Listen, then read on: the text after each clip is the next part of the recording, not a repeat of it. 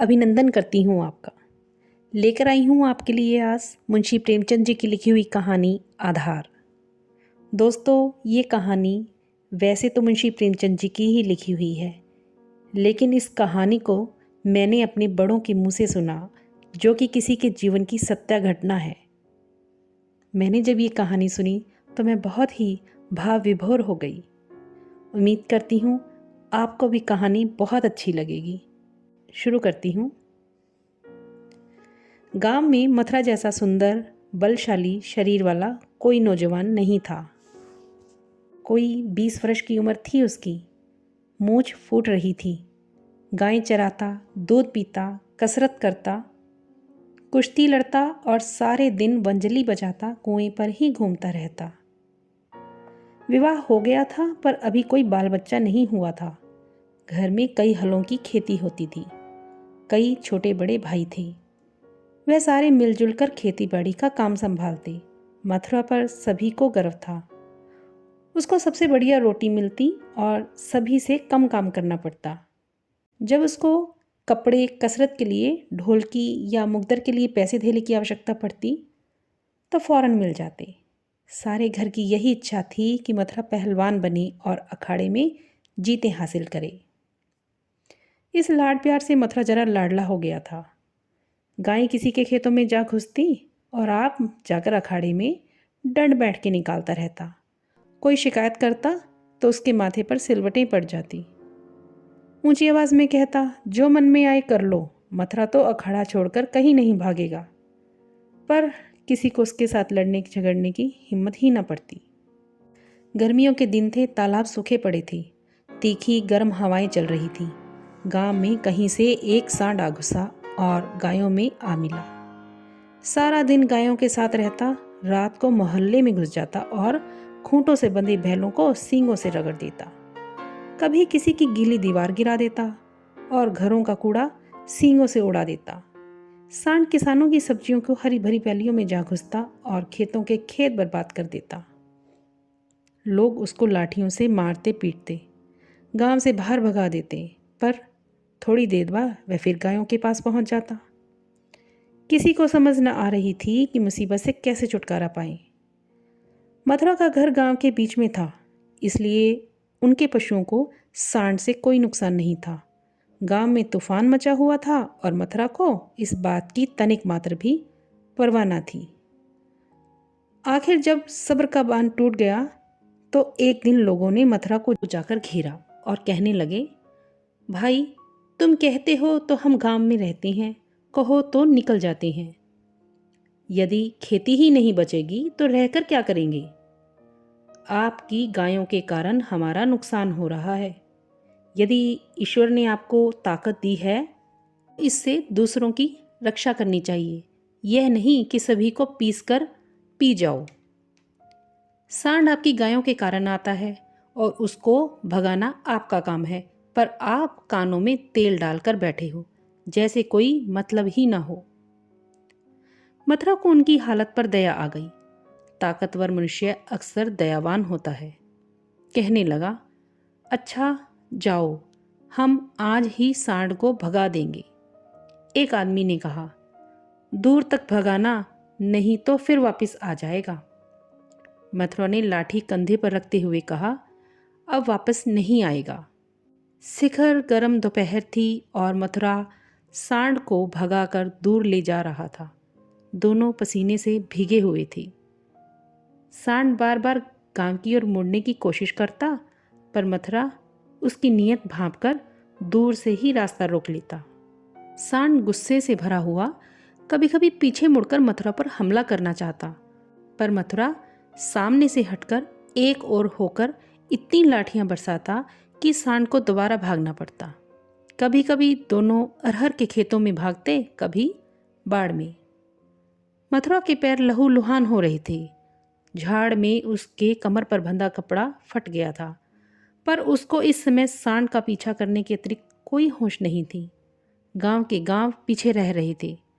मथुरा ने पक्का मन बना लिया था कि इसको नदी पार छोड़कर ही सांस लेना है। उसका गला सूख गया और आंखें लाल हो गई थी। रोम रोम में चिंगारियां सी निकल रही थी। सांस टूट चुका था, पर वह एक क्षण के लिए भी सांस नहीं ले रहा था। 2-2.5 घंटों की दौड़ भाग के बाद नदी नजर आई। यहाँ की हार जीत का फैसला होने वाला था। यहाँ पर ही दोनों खिलाड़ियों ने अपने दांवपेच की प्रतिभा दिखानी थी। सांड सोचता था, यदि नदी में घुस गया तो मार देगा। एक बार जान पर खेलकर वापस मुड़ने की कोशिश करनी चाहिए।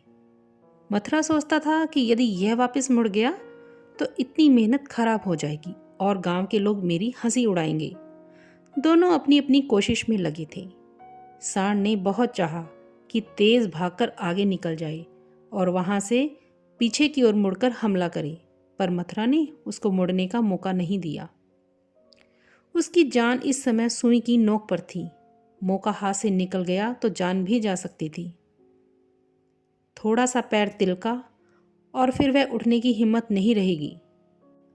अंत में आदमी ने जानवर पर जीत प्राप्त की और सांड को नदी में जाने के अलावा और कोई उपाय नहीं सूझा।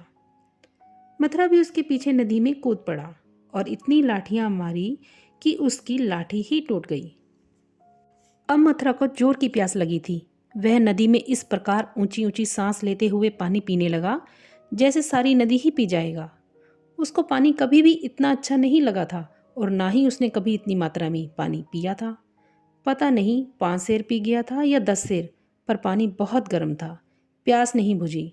थोड़ा सा रुककर दोबारा इतना पानी पिया कि पेट में सांस लेने की भी जगह न रही। फिर गीला कपड़ा कमर पर बांधा और दूसरा कपड़ा कंधे पर रखकर घर की ओर चल पड़ा। पर अभी 5-10 कदम ही चला होगा कि पेट में हल्का हल्का दर्द उठा। उसने सोचा, भागकर पानी पीने से ऐसा दर्द कभी कभार हो ही जाता है, थोड़ी देर में ठीक हो जाएगा। पर दर्द बढ़ने लगा और मथुरा का पैर आगे बढ़ाना मुश्किल हो गया। थोड़ी देर बाद पेड़ के नीचे बैठ गया और दर्द से बेहाल होकर जमीन पर ही लेट गया। कभी पेट को दबाता, कभी खड़ा हो जाता, कभी बैठ जाता, पर दर्द बढ़ता ही जा रहा था। अंत में उसने ऊंची ऊंची रोना आरंभ कर दिया, पर वहां कौन बैठा था जो उसकी खबर लेता। दूर तक कोई गांव नहीं था, न आदमी न आदमी की जात। बेचारा दोपहर की खामोशी में तड़प तड़प कर मर गया। हम बड़ी से बड़ी चोट बर्दाश्त कर सकते हैं, पर थोड़ा सा विरोध बर्दाश्त नहीं कर सकते। वह देव जैसा नौजवान जो मीलों तक सांड को भगा कर ले गया था, तत्वों के विरोध का एक भी बार बर्दाश्त न कर सका। किसको पता था यह दौड़ उसके लिए मृत्यु की दौड़ होगी। कौन जानता था कि मृत्यु ही सांड का रूप धारण करके उसको नचा रही है। कौन जानता था कि पानी जिसके बिना जान बाहर आ रही थी उसके लिए जहर का काम करेगा। शाम के समय उसके परिवार वाले उसको ढूंढते हुए आए। देखा तो वह मृत्यु की गोद में सोया पड़ा था। 1 महीना गुजर गया। गांव के लोग अपने अपने कामों में व्यस्त हो गए। परिवार के सदस्यों ने रो धोकर सब्र किया, पर बदकिस्मत विधवा के आंसू कौन पहुंचता। वह हमेशा रोती रहती। आंखें चाहे बंद भी हो जाती, पर दिल हर समय रोता रहता। इस घर में अब कैसे गुजारा होगा, किसके सहारे जीवन व्यतीत करूंगी। अपने लिए जीना या तो महात्माओं को आता है या लफंगों को। अनुपा को इस कला का क्या पता। उसको तो जीवन का एक सहारा चाहिए था, जिससे वह अपने आप को पूर्ण समझे, जिसके लिए वह जिंदगी जिए, जिस ऊपर उसको गर्व हो। परिवार वालों को यह बिल्कुल भी स्वीकार नहीं था कि वे दूसरा विवाह करवाए। इसमें उनकी बदनामी थी। इसके बिना ऐसी बुद्धिमान, घरेलू कार्य में निपुण, लेन देन के मामले में होशियार और अच्छे रंग रूप वाली औरत का किसी दूसरे घर में चले जाना ही उनके लिए असहनीय था। दूसरी ओर अनुपा के मायके वाले एक जगह बात पक्की कर रहे थे। जब सारी बात तय हो गई तो एक दिन अनुपा का भाई उसकी विदाई के लिए आ गया।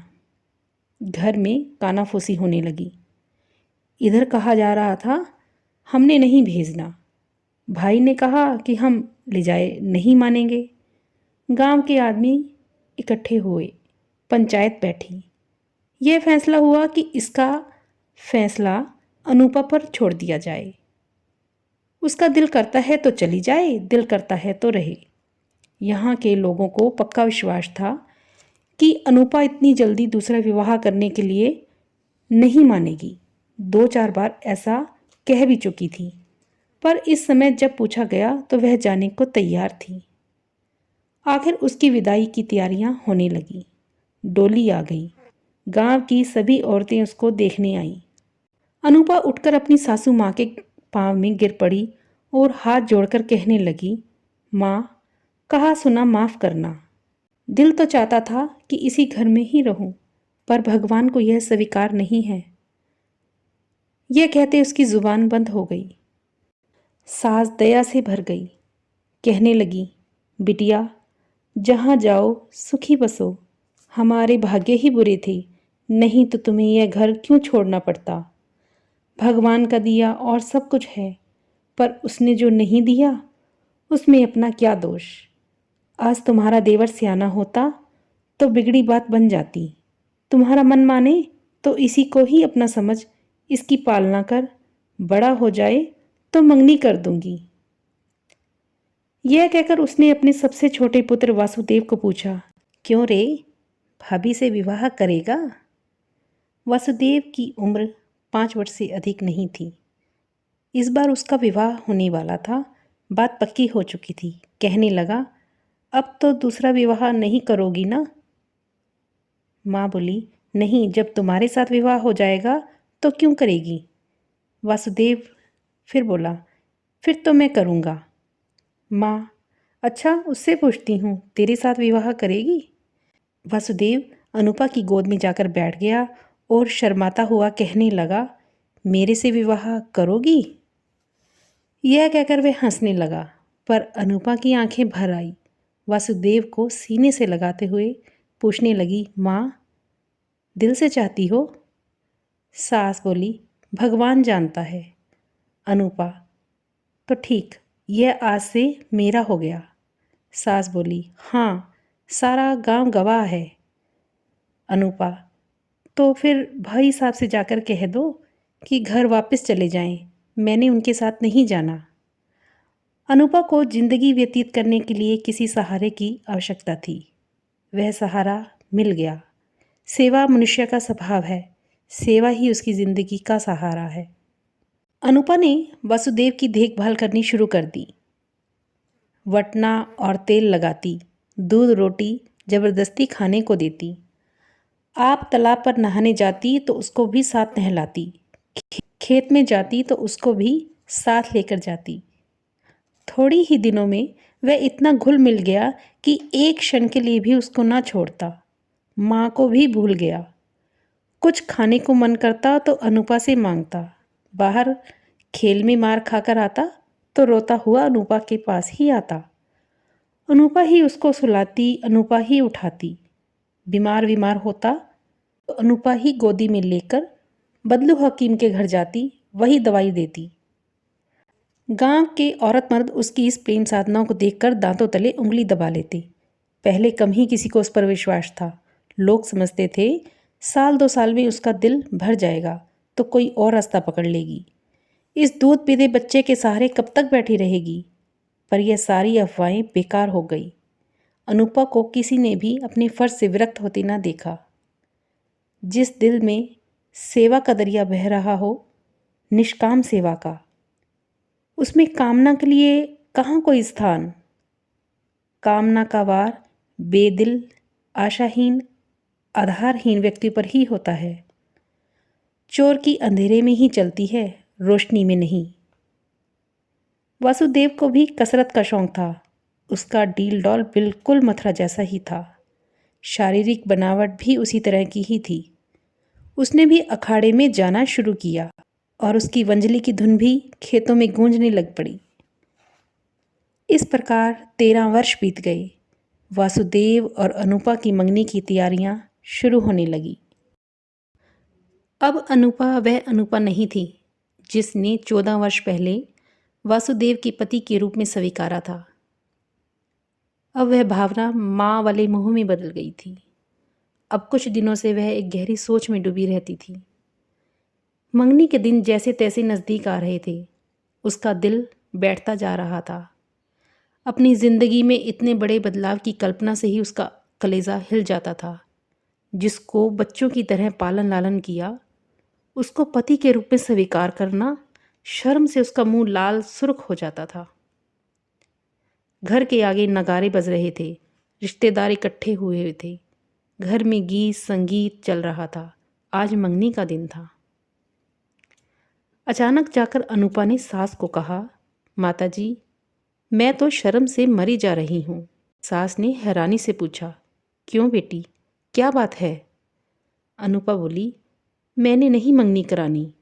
सास बोली, यह सब क्या है बेटी? सारी तैयारियां हो गईं, लोग सुनेंगे तो क्या कहेंगे? अनुपा बोली, लोग जो चाहें कहें। जिसके नाम पर 14 वर्षों तक बैठी रही, उसके नाम पर बाकी भी काट लूँगी। मैंने समझा था कि मर्द के बिना औरत जीवित नहीं रह सकती। मेरी तो भगवान ने इज्जत से गुजार दी। अब जवानी की उम्र चली गई तो किस बात का फिक्र है? वासुदेव की मंगनी कोई और लड़की ढूंढकर कर दो। जिस प्रकार अब तक उसको पाला, उसी प्रकार आगे उसके बच्चों की भी देखभाल करूँगी। आप सुन रहे थे मुंशी प्रेमचंद जी की कहानी आधार। उम्मीद करती हूँ आपको ये कहानी बहुत ही पसंद आई होगी। धन्यवाद।